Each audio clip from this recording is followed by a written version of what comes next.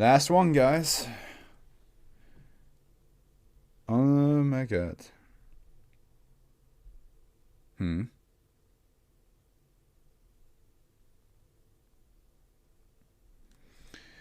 Time locked town. I mean, that sounds like an area where time just stopped. Which we also had a couple of examples of that, like areas where like time would rewind, or like where people looked like they were from a specific time period, but it never changed. Our last Euclid, our third Euclid, and that's the third highest rating, I believe, of the 10 we read.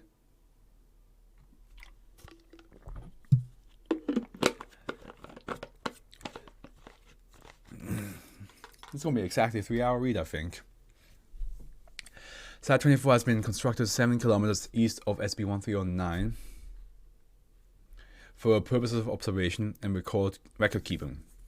Any non-authorized individuals found approaching either area are to be detained, questioned, and administered Class B amnestics prior to their release. SCP-1309 is to be continuously monitored for any irregular activity, including spatial anomaly or behavior of its inhabitants. Interaction with the inhabitants of SCP-1309 outside of authorized testing and interviews to be kept to a minimum. Inhabitants showing continuous or otherwise invasive interest in Foundation personnel or objectives are to be administered Class B amnestics, because the mechanics of SCP-1309 anomalous properties are not yet fully understood. Personnel are forbidden from spending more than 12 consecutive hours within SCP-1309. SCP-1309 is the town of Kleinberg, located in Dewey County, South Dakota, although inhabitants claim they are located within Armstrong County. Armstrong County was annexed into Dewey County in 1952. Okay, so that's where they think they're living. That's the time era that they're living in. SCP-1309 has a population of approximately 2,300. The town's inhabitants are of amicable disposition and are generally receptive to the questions from Foundation personnel. How well do they accept modern technology, though, if they're like from the 50s? Biological, or even before the 50s, who knows? Because in the 50s it got annexed, right? So it could be that they were from a much earlier time. Biological analysis show no abnormalities within the inhabitants. SCP-1309 is effectively locked in a recursive period of time within the 1920s. There you go. So it's earlier than the 50s even. God damn.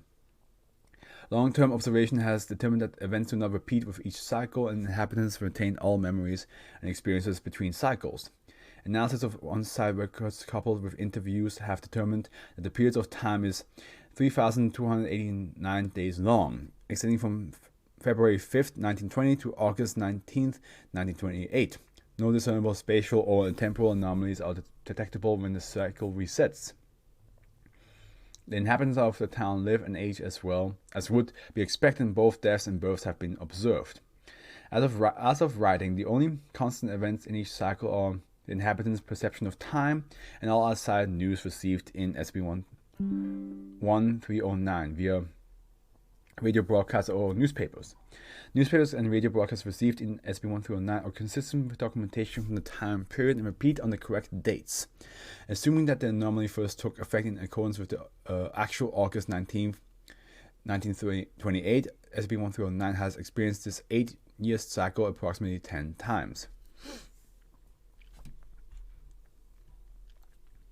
SCP-1309 is largely self-sufficient. However, supplies are rare or otherwise difficult to produce or obtain locally or delivered by a truck that materializes at the edge of SCP-1309 upon delivering supplies, dematerializes at the opposite edge. Commonly delivered supplies include non-local newspaper, brand name products, and food and certain raw materials. Interrogation of the driver has determined that they have no awareness of any anomalous properties. Observation has determined that if an inhabitant of SCP-1309 attempts to leave SCP-1309, they will dematerialize at the edge of the town and immediately materialize on the opposite side. Questioning has found that inhabitants who disappear and reappear in that fashion believe they have just returned from an extended vacation. However, SCP-1309 inhabitants typically show no desire to venture outside of the town, often stating that they are content with life in their town. Inhabitants show no awareness of anomalous properties, even when explicitly brought to their attention. See attached documentation for more detailed interview log. Researcher Laura interviewed George. The interview was conducted at the beginning of a new cycle. Good morning, mister. Morning, ma'am. I'd like to ask you a few questions, if that's all right. It's no trouble at all. This is for the paper or something. Yes, just a simple survey. Now, can I ask how old you are? I'm 29 years old. And your birth date? March 15th, 1922. Thank you. Just for the record, what is today's date? February 5th. And the year? It seems to have slipped my mind. Funny thing to lose track of. It's 1920. Thank you. Now, what was yesterday's date? It was August 19th, 1928. What exactly is it about? Bear with me. This is just routine. Now, if you're able, could you name the last 7 presidents of the United States? Is this some sort of history quiz? My memory isn't perfect, but I'm pretty sure it would be Wilson, Harding. Then Harding died in the office, so Coolidge took over. Then Wilson, Harding, but he died 2 years into his term. Coolidge, and right now we have President Woodrow Wilson.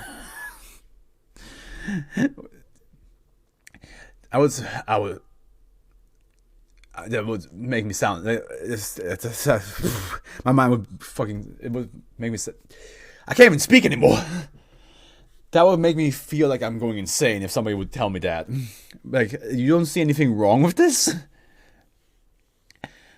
Mister, does anything you have told me strike you as odd? No, why would it? You told me that your birthday is March 15th, 1922, and that today's day is February 5th, 1920, correct? And that the same 3 men have served as president for the last 7 terms? I did say that. What are you getting at? Think it through, mister. You believe that it is 1920, that is 2 years before you say you were even born, right? Furthermore, you said that yesterday was 1928. Do you believe 8 years have suddenly disappeared?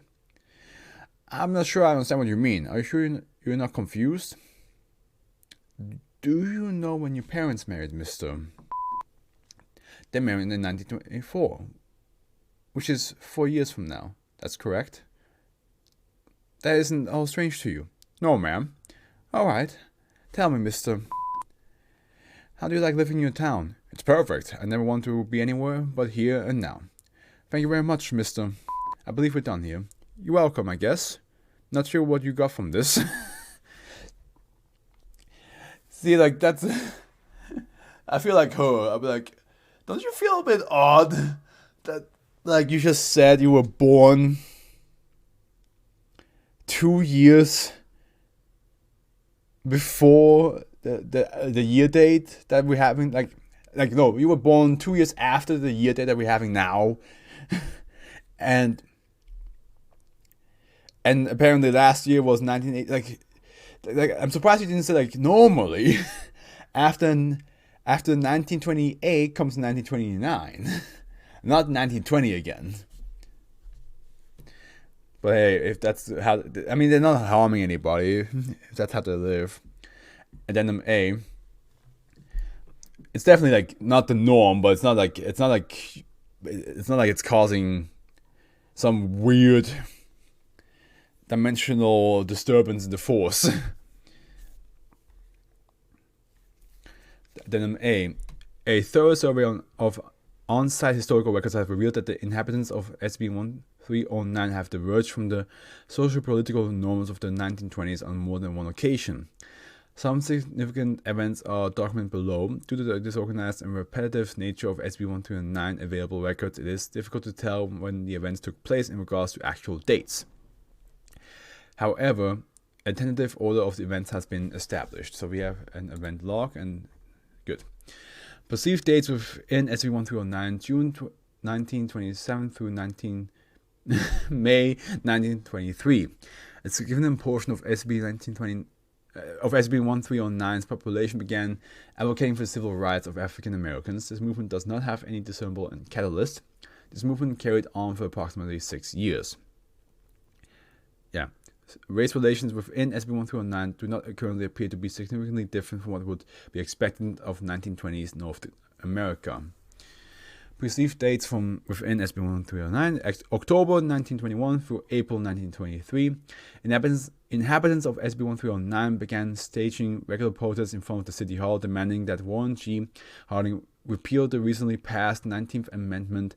Analysis has determined that in actual time, Dwight D. Eisenhower was standing president.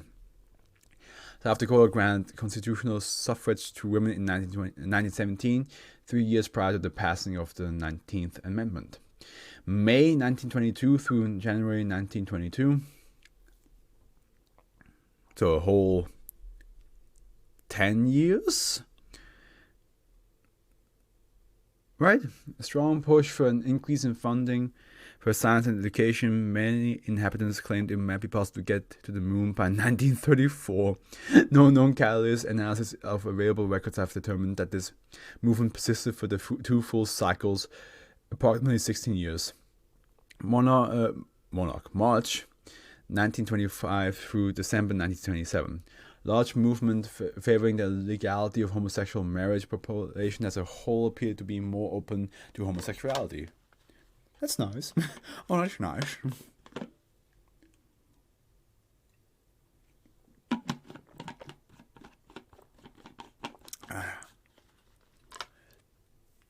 The catalyst for this movement appeared to have been a romance between 2 well-known male inhabitants of SCP-1309.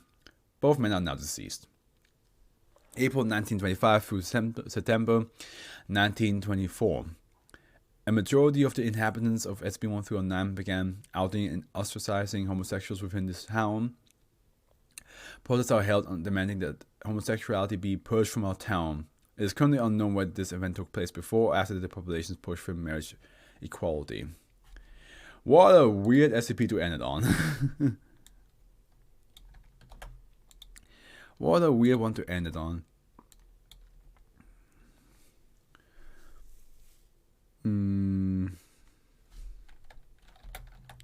There we go.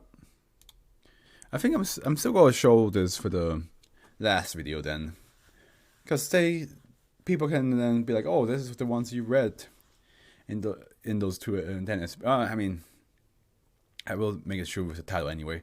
But yeah, metafictional rebirth ritual. I did like the idea a lot. The idea of whatever happens in the book becomes real, like it happens for real with a person and all that, was very interesting. But I gotta also say, Potion of Summonbird, it was a very close one between those 2. It was very close. That I enjoy both to the equal extent, but Potion of Summonbird almost beat it. Cat Lure is just creepy as shit. I mean, the whole idea with like Jimmy at the end, it was just oof. Now that's just messed up. Hunting Cavern, that's also a very creepy one. The idea of always from the corner of your eye you think you see some creature chasing you down, but you don't hear anything, and then afterwards it switches, which I think is even worse, because if you can still see but you don't hear it, yeah, that's creepy. Yeah, that's discerning, and yeah, can definitely ruin your day. At least you can still see things and you still see where you can go. But the idea of being blind and you can hear something chasing after you, that's the worst, because now you're running. You can, as it happened in the story, you might run into a fucking wall, or you might trip and impale yourself on something in the cavern. So yeah, it's definitely a very creepy one. The person sharpener, that just sounds pain. That just sounds like a massive amount of pain. Like, that's definitely one of those cases where you're like, I'd rather you just chop my hand off than me getting sharpened to death. Liquid Surgeon. Not very liquid now. I mean, I guess the hydraulic is liquid, but it's still like, it feels more like, it feels more like multi-armed surgeon. Octopus, like Dark Arc Surgeon. Like, it just doesn't really feel like liquidy. But it's still a cool concept. Like, you just sit down in a chair with it while you have a disease. well, cancer, terminal illness, and this thing just like, just let me work on you. The singing violin, again, I wonder like what people have said in the previous video. Like in this stream, no, like I haven't gotten much of an answer, but I wonder what people will say in the other video when that comes out. Because singing violin was like the second one, so I wonder what they said, what they would say, will say, to what is the creepiest instrument that would speak to you. Hungarian floater, like I said, I was confused at first, but now I get it. But also, like, the problem with like SCPs, the issue I have is, if majority of the time you're confused, and then when the interview makes you understand it at the end, like, oh, now I get it, then like you don't get to like really enjoy much of the reading, because this whole list is like how much I enjoyed reading them, and don't get it twisted. The last one is not I didn't enjoy it at all. But at the end, I always enjoy reading all of them. But I will say, like, the top 5, I enjoyed them more than the bottom 5. It's kind of like how can I explain this? Like the top 5 is me getting pizza, while the bottom 5 is me getting a hamburger. I prefer pizza over hamburger, but I love both. You understand what I mean? So that's how I see it. It's not that like the Lost Chase is like horrible to read. I just think but I still enjoy reading it. But the other ones just beat it a little bit more. You understand what I mean? So with Hungarian Float, it was like the intro definitely helped out with like still beating Time Lock Town and Lost Chaser, because like at the end, I once I understood it, I was like, okay, I get it now. Time Lock Town, yeah, that's that was a weird one to end it on, as I said before, and that's like the reason why it's down here is because it's not anything new. Like, but that's because like maybe when it came out, it was freshly new, but by now there's so many ideas of like a space being like trapped in a specific time. The thing is that makes it creative is the fact that like even though like the 8 years keep repeating, the people in that town grow old, marry, and so on and so forth. But it's just like politically and law-wise, it just doesn't go anywhere.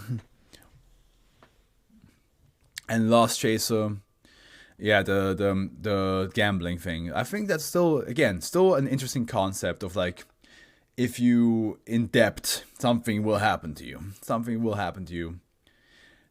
But it is very like I said, like if it's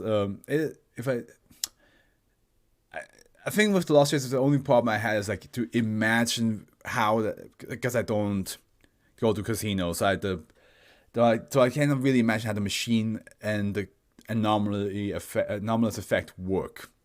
That's the only problem I had. And that's a fault for me. That's a fault for me. That doesn't not a fault on the SCP. That's just a fault in my